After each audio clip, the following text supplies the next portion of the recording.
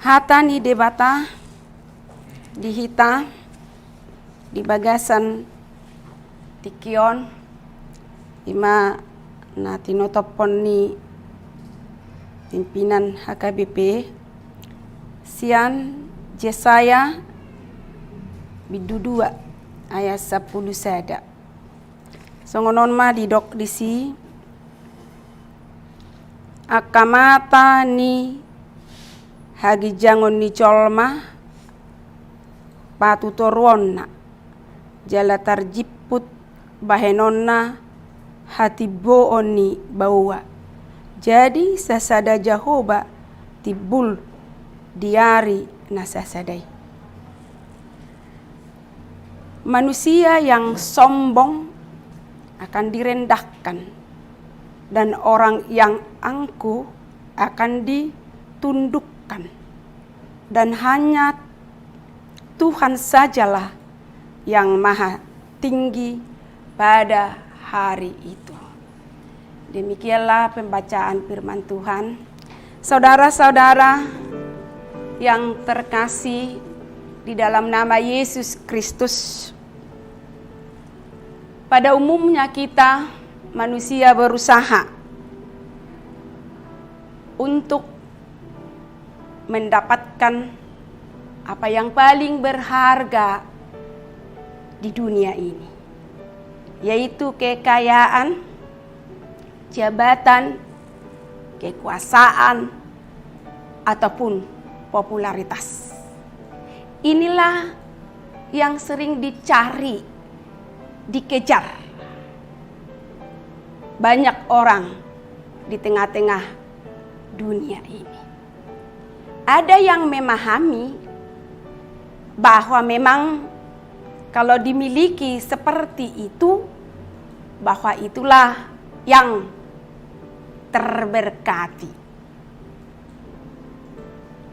Makanya dengan cara apapun untuk mendapatkannya,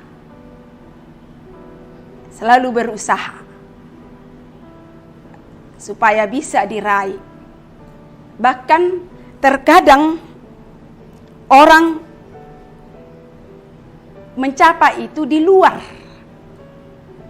luar kehendak Tuhan.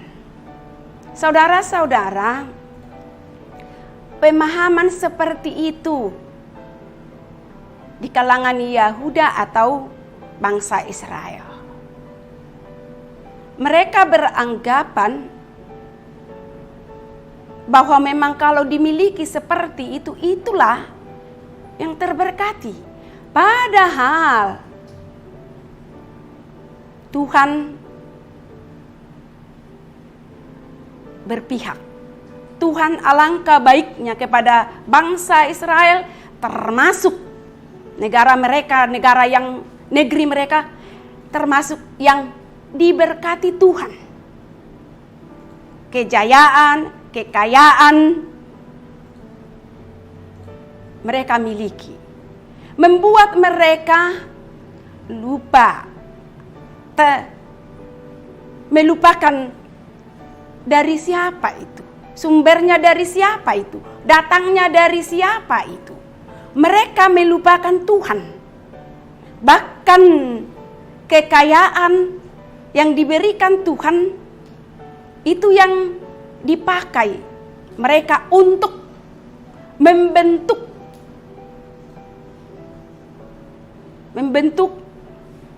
sesuatu, cara mereka membuat supaya itu yang disembah dan dipuji mereka.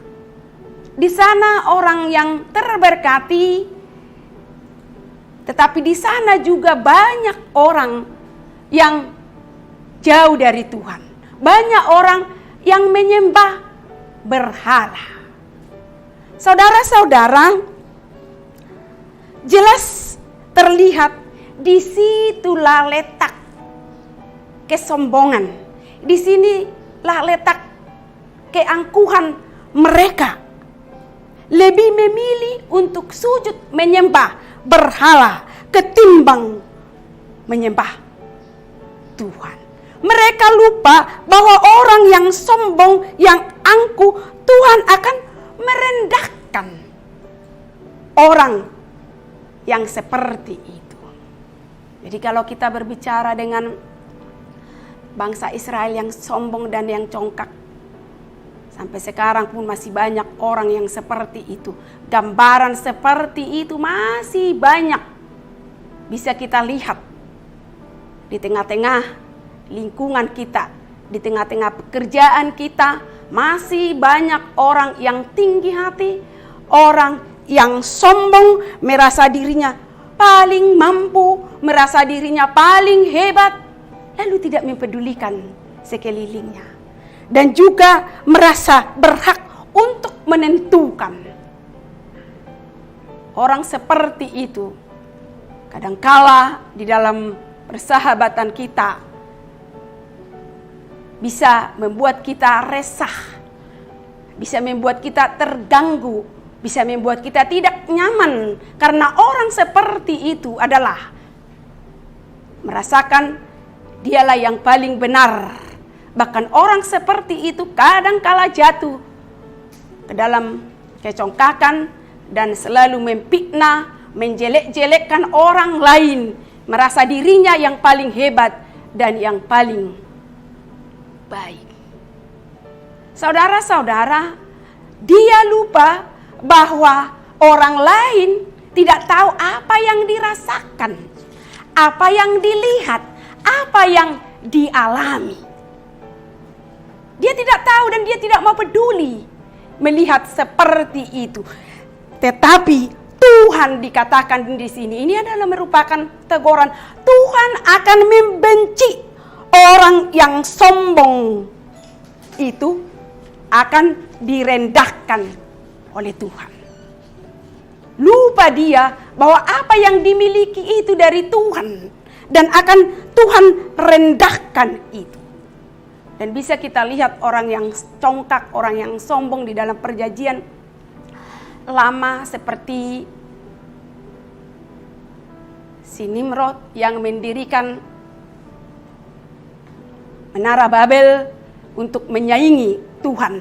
Tuhan tidak akan tinggal diam, bahkan menghancurkan Menara Babel itu. Karena apa? Karena kesombongan. Di dalam kehidupan kita pun, bukan hanya Tuhan yang tidak berkenan melihat seperti itu, tetapi di dalam kehidupan kita pun merasa terganggu melihat orang yang sombong dan orang yang angkuh. Saudara-saudara, coba kita lihat dan kita perhatikan bahwa Tuhan kita yang kita sembah itu bukan Tuhan hanya memberkati dan meninggikan kehidupan seseorang, tetapi Tuhan juga bisa merendahkan orang lain. Itu yang dikatakan dalam nats ini, manusia yang sombong akan direndahkan dan orang yang angkuh akan ditundukkan, dan hanya Tuhan sajalah yang maha tinggi pada hari itu. Lalu kapan Tuhan itu bertindak? Lalu kapan Tuhan itu merendahkan orang yang sombong itu? Saat seseorang itu jauh dari Tuhan. Saat seseorang itu sudah merasakan dia hebat. Saat seseorang itu jatuh ke dalam dosa, melakukan pelanggaran, melakukan kejahatan, disitulah Tuhan itu bertindak untuk merendahkan orang yang sombong dan angkuh. Pengalaman umat Israel ini adalah menjadi pembelajaran bagi kita, bagi saya, supaya jangan ada hanya mengandalkan harta duniawi, mengandalkan pikiran, mengandalkan logika, bahwa orang yang seperti itu akan berakhir dalam kekecewaan dan kebinasaan. Untuk itu, marilah kita jauhkan kesombongan dan keangkuhan.